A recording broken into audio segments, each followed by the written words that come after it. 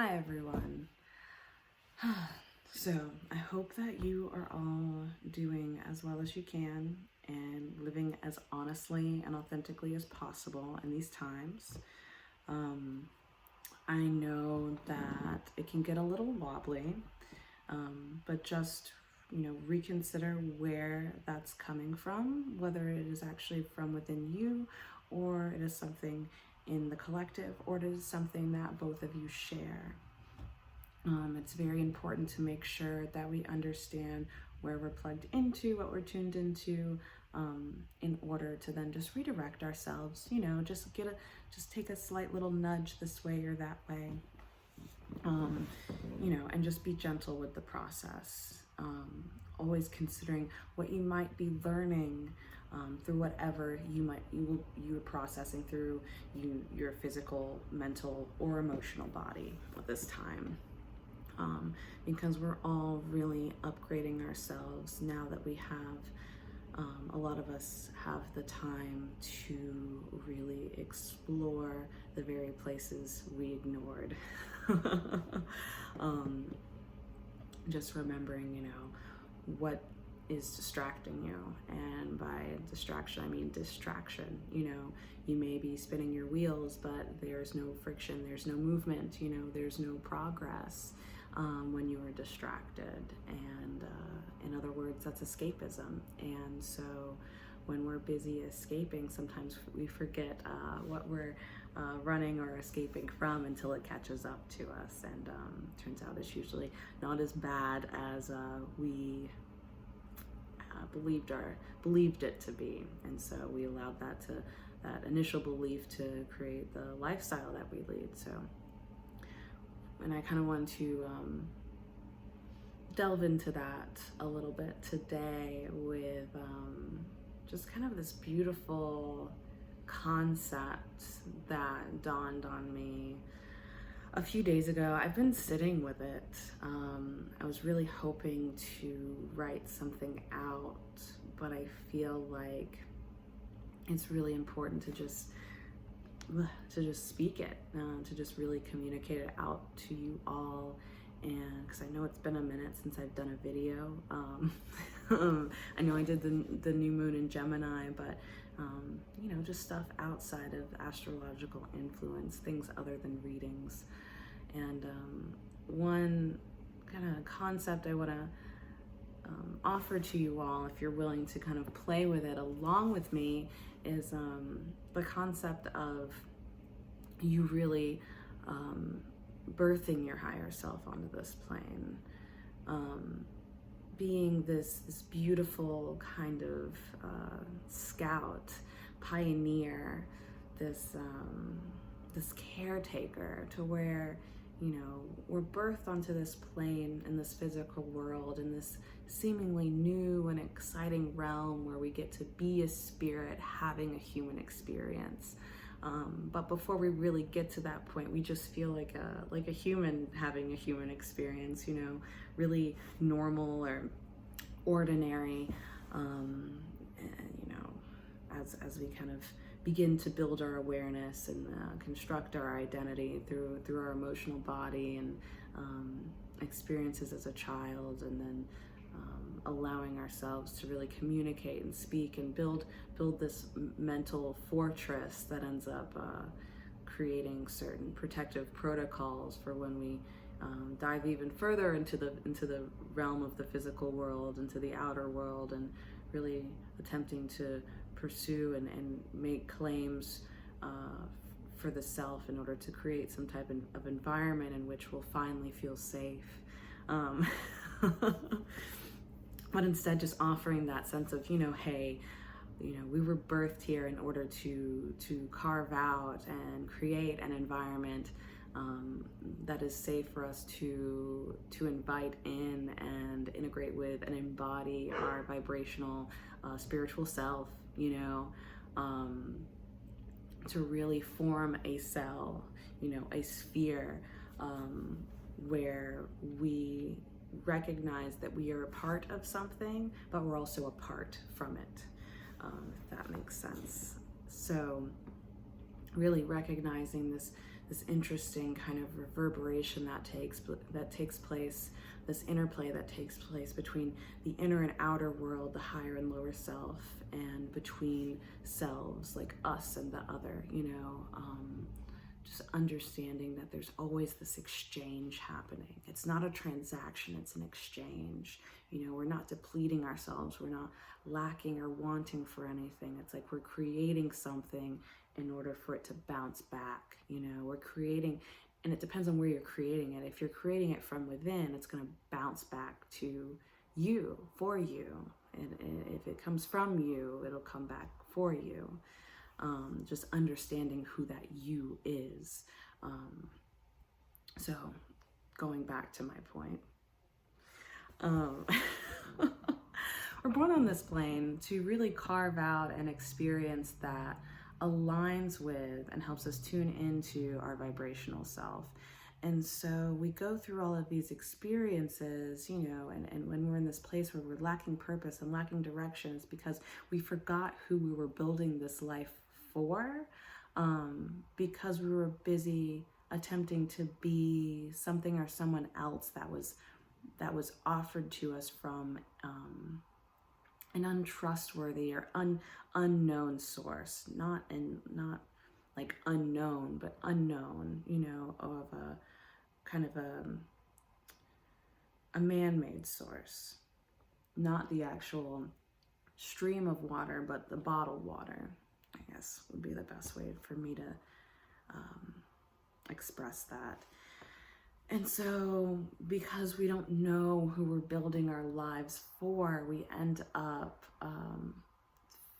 becoming more and more like out of our center, becoming more and more of a stranger within our own form. But once we kind of have that awakening, we have that intuitive hit, whatever piece of us kind of clicks back onto track, the rest of us slowly begins to follow. And then it gets to a point where once you have that refreshing, revitalizing hit of self, that, that taste, that beautiful like resonance of your higher being, you then, begin creating lifestyle changes, that your beliefs begin to shift, your lifestyle begins to shift. It's like this beautiful domino effect. And so little by little, you're then creating an environment and carving out a space in which you can be like, all right, come in now, like commune with me, join with me, like we are one now. And I think that that's beautiful. And that's one reason I say that the world is your altar, and everything that you do is an offering. So it's like you're offering something in order to create that special line, that space, that communication, like banishing everything else that isn't you and doesn't resonate with you and what your mission is, that you were kind of appointed to follow through, to carry out by your vibrational self, by your soul. And so just putting that into consideration, because it's interesting, we're in this cycle of like birth and rebirth, these the cycle of roles, so to speak, these archetypes, and they can be subcategorized times infinity based on the amount of experiences that we are privy to on this plane. But considering the idea of, God source, the masculine and the feminine, and then the child, and how that creates this beautiful diamond, that can go right side up, upside down, but it's kind of, all the same, as above, so below. And so it's just a mirror of itself. And in order, because you notice that the God source and the child are both that single point on the top and the bottom. And that masculine and feminine are those connecting facets. And the most beautiful way to kind of have that direct line, as many of you have experienced, is marrying that masculine and feminine, coming into balance, being able to receive as well as to take action, as guided by God source, or as needed by your child, your inner child. listening between those 2 points in order to create that equilibrium, to create that balance, that rhythm, that structure, to hit that divine point of resonance within, in order for that higher self to just take the elevator down, and then for you to become that beautiful golden child, that beautiful star of the sun, or that son of the star, offering that light and that warmth from within, and just allowing it to radiate outward. And so it's like, that's kind of what we set out to do from birth, is just, at the end of the day, birthing ourselves anew, birthing our higher self into this plane, because ultimately we understand that we are a human vessel, that we are a spirit having a human experience, and not just a human having a human experience. And so there's an excitement, there's a curiosity, there's experimentation and experience that comes from that. And when we lose that spark, when we lose that wonder, we lose that curiosity, we're serving neither the child nor the God source within us. And so by being that beautiful scout and nurturer and provider, all simultaneously, and creating the lifestyle that is a reflection of God's source, and in accordance to with the needs of that child, and in collaboration with both of them, honestly, you're able to then live a very beautiful life, really creating a beautiful sense of art, beautiful sense of community within your own being. And I think that, honestly, that is one of the most important parts of community, is coming into unity with yourself. Because if that isn't present, then it's really difficult to create that around us. And, any structure that is hollow and largely built upon on its perimeter, like the edge of it, it's gonna collapse, it's gonna fall, it's gonna crumble, and then it becomes a lot more difficult to then reinforce that interior, because the exterior force just became too much. And so just kind of seeing yourself as this beautiful, another way of looking at it is just as this beautiful wormhole of experience that's centered at the heart space, and understanding that you have to take it all in for a second. You just have to take it all in for a second in order for it to be received outward. And so it's like anything that comes from you is sent back to you. It's like whenever we receive something, we put our name on it, right?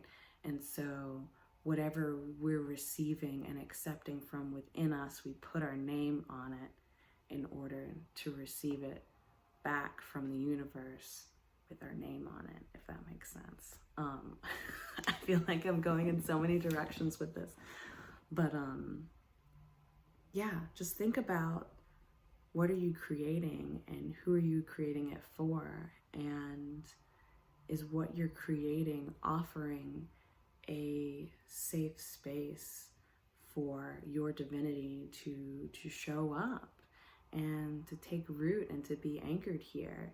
And if it's not,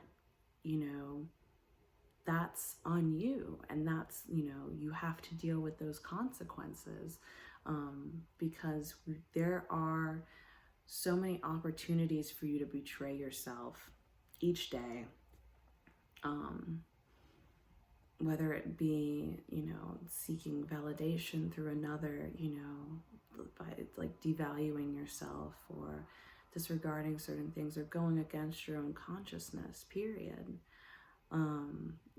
Anything that you build that isn't for you, or, is for someone else, isn't what spirit wants from you, isn't going to be what allows comfort for you or that higher version of you to be claimed.